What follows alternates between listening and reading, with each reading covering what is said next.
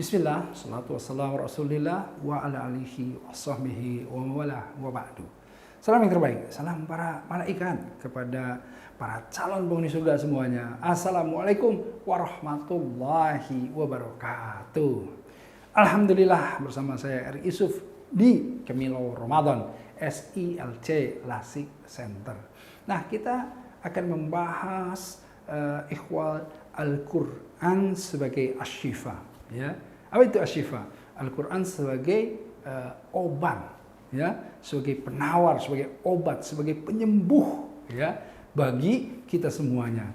Ya, karena Allah menegaskan, ya, wa nunazzilu minal Qur'ani ma huwa shifaa'u wa rahmatun lil mu'minin. Jadi yang namanya Al-Quran diturunkan oleh Allah sebagai apa? Ma huwa shifa', sebagai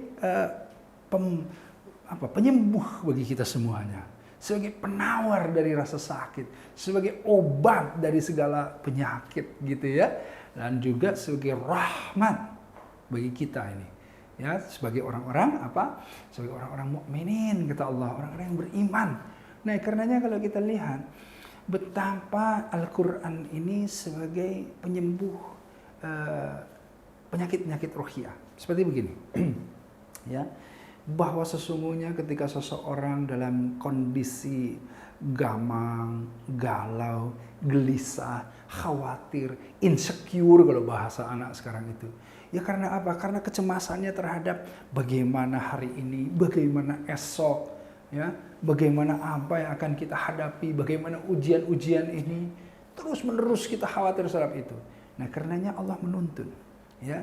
Allah menuntun zulumati ila nur. Allah memberikan yang namanya apa? Membawa kita dari kegelapan menuju cahaya. Ya. Jadi segala sesuatu yang kita lakukan itu lihat seperti apa tuntunannya dalam Al-Quran. Ya, jadi Al-Quran sangat jelas menuntun kita semuanya. Jadi agama itu bukan aturan yang membebankan kita, bukan. Tetapi Al-Quran itu adalah tuntunan.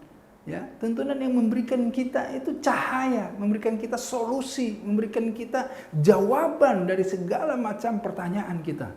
Nah, karenanya itulah bagaimana Al-Quran sebagai apa? Sebagai penawar orang-orang yang kemudian gelisah, galau, takut semuanya. Jadi jelas Rasulullah SAW mencontohkan, tiba kita ini harus kepada Rasulullah SAW mencontohkan bagaimana sih kecemasan kita dalam kemudian mencari nafkah. Kemudian kata Allah apa? Wa may yattaqillah yaj'al lahu makhrajan wa yarzuqhu min haitsu la yahtasib. Kata Allah gitu kan, ya.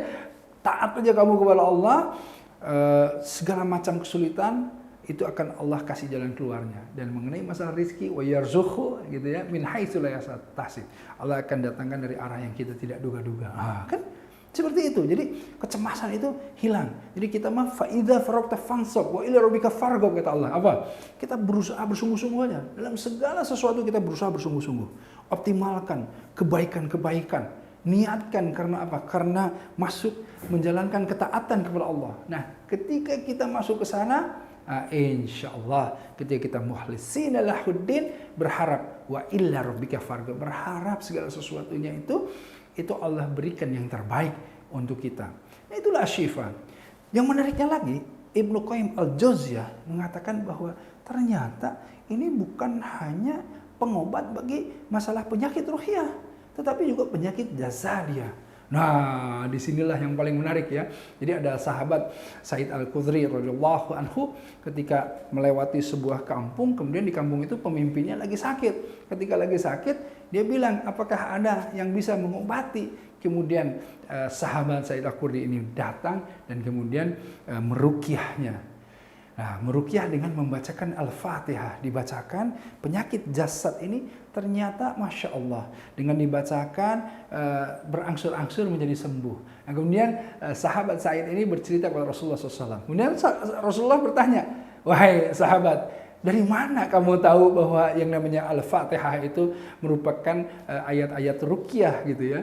Kemudian entahlah ada sesuatu yang terbersit dalam kepalaku bahwa aku akan harus membacakan Al-Fatihah. Kemudian Rasulullah SAW mengatakan bahwa ya sahih benar bahwa surat Al-Fatihah itu sebagai salah satu ayat-ayat ruqyah yang dapat menyembuhkan kita semuanya kalau kita bacakan dan kita membacakan bagi orang yang sakit. Selain tentu ikhtiar ya dalam mencari kesembuhan jasadiah, tapi kita jangan lupa membuka pintu langit untuk menurunkan pertolongan Allah dalam menyembuhkan kita. Karenanya Al-Quran sebagai asyifa, jelas sekali sebagai penyembuh, sebagai obat penawar, sebagai sesuatu yang membuat orang yang takut menjadi berani gitu ya, orang yang pesimis menjadi optimis, orang yang sakit menjadi sembuh, ya kan?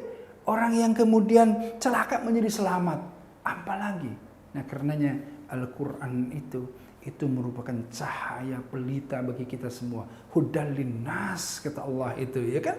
Ya, syahrul Ramadan allazi unzila fil Quran hudal linnas. Jadi Al-Quran memang diturunkan di bulan Ramadan, ya. Untuk apa? Untuk petunjuk bagi kita semuanya. Kalau sudah petunjuk, itu termasuk segala sesuatunya. Termasuk apa? Termasuk juga yang namanya tadi asyifa tadi. Nah, karenanya ayo mari kita perbanyak baca Al-Quran, kita perbanyak hafalkan Al-Quran, kita pahami Al-Quran, dan kita laksanakan Al-Quran. Insya Allah itu akan mendatangkan yang namanya kesehatan, yang namanya jasad rohiyah, jasad yang afiat, rohiyah yang insya Allah juga optimal dalam masuk dalam ketakwaan kepada Allah.